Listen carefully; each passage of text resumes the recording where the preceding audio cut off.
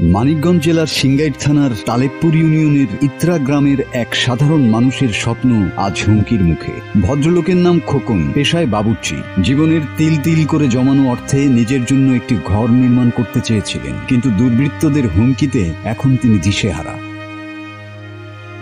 এই সেই জমি যেখানে একটি স্বপ্নের ঘর গড়ে তোলার আশায় পরিবার পরিজন নিয়ে শান্তিতে বসবাস করতে চেয়েছিলেন বাবুর্চি খোকন। মানিকগঞ্জ জেলার ইত্রা গ্রামের এই জমি নিয়ে গত ২২ বছরেও কোনো বিরোধ ছিল না। স্থানীয়দের অভিযোগ, কিছু দুর্বৃত্ত রাতের আঁধারে খোকনের জমিতে জোরপূর্বক খুঁটি বসিয়ে দখলের চেষ্টা করছে। তাদের মধ্যে একজন ব্যক্তির নাম উঠে এসেছে ইমু। এলাকাবাসীর অভিযোগ, তিনি রাতের বেলায় জমিতে খুঁটি পুঁতে দিয়ে দখলের পায়তারা করছেন। মুরব্বীরা বেঁচে গেছে, অনেক শরীর এলো ওই পোকা পাখি আছে না, ছেলে পেলে হারা কাগজপাতি খাইতে বেটে অনেক যে আবার এনে এসে দাবি করতে আমরা পামো। তারা কি এটা পাবে আসলে?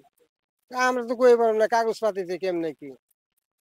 এতদিন ধরে বসবাস করছে, এরা বসবাস করতেছে এতদিন চাহে নাই। এটা কি এনাদের কেনা সম্পত্তি? এরা না কিনে ফাঁকে এসে বাড়ি করে পারছে নাকি? কিনাই তো করছে। আমি দেখছি যে এরা এখানে বাড়িঘর করছে, কোনো বেদাল বিদাল দেখলাম না। এবার শুনি বেদাল, কারণ কেউ না করতে পারে, এরা করতে পারে। কাজ হচ্ছে, আমরা দেখবেন যারা বেদালটা করে ওনাদের নাকি সব কাগজপত্র আছে। এরা দলিল করা, সব করা দলিল করা, খাজনা দিছে, সব কিছু রেকর্ড করেছে। জায়গার খাজনা, দলিল, হোল্ডিং নাম্বার, এভরিথিং ওকে, কোনো বেজাল নাই। ব্যাংক লোন দিছে আমাদের এই জায়গায়, আমাদের এই ব্যাংক লোন দিছে, ব্রাক ব্যাংক লোন দিছে। তারপর আর কয়েকটা ব্যাংক জায়গার সমস্ত দলিল পত্র কাগজপাতি দেখা ওকে আছে, লোন দিছে। ভেজাল জায়গায় তো কোনো ব্যাংক লোন দেয় না। সেই আমাদের এই জায়গাটা আমাদের নিজস্ব দেখেই আমাদের ব্যাংক লোন দিছে, আমাদের সাপোর্ট করছে। তো আমরা এই ব্যাংকের টাকা টোকা দিয়ে এই বাড়িঘর উঠাইছি। উঠানোর পরে এখন এত ২০-২২ বছর যাবত এখানে রয়েছি। ২০-২২ বছর কোনো সমস্যা হয় নাই। যখন সরকার পতন হয়েছে তারপরে এখানে কিছু মানুষ আছে, ওনাদের আমি দেখি নাই কখনো। এই ২০-২২ বছর যাবত এখানে বসবাস করতেছি, কোনোদিন এখন দেখি নাই। ইভেন কি এই রাস্তা দিয়ে আসতে যেতেও দেখি নাই।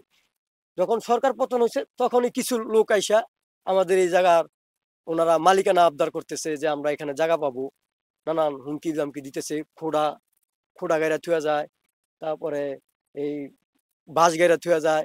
একটা কিছু করতে গেলে এই কিছু দালাল চক্র আছে আমাদের এই জায়গার দেখভাল করার জন্য রাখছে, কিছু দালাল চক্র আছে দেখভাল করার জন্য রাখছে ওনারা। এই আমরা যদি একটা গাছ আইনা যে এই সিংহের উপজেলায় গাছ বিতরণ করে সরকারিভাবে, সেই গাছ আইনা যদি আমরা এই জায়গায় লাগাইতে যাই, ওনারা ওই দালাল চক্ররা এই আগের যে মালিক ছিল ওনাদের খবর দেয়া এই নানান হুমকি দামকি দেয়। খোকনের দাবি, তিনি চাইছেন শান্তিপূর্ণভাবে ঘর নির্মাণ করে পরিবারের সঙ্গে একত্রে বসবাস করতে, কিন্তু হুমকি ও ভয়ভীতি তাকে মানসিকভাবে বিপর্যস্ত করে তুলেছে। আমরা আজকে ২০ বছর ধরে এখানে দখলে থাকতেছি, জায়গা কিনে নিছি, মোটামুটি কাগজপত্র সবকিছু ওকে আছে।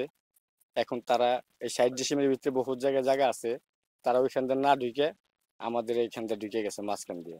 জি, আমরা ভুগতেছি বহুত। আমাকে আবার একটু হুমকি দামকি দিছে যে খুঁটি গেড়ে গেছে, যে এই খুঁটি উঠাইলে এখানে খুনাখুনি হবে। তা আমরা খুনাখুনির ভিতরে যাইবার চাই না, আমরা সরকারের কাছে একটু থাকার জন্য নিরাপত্তা চাই।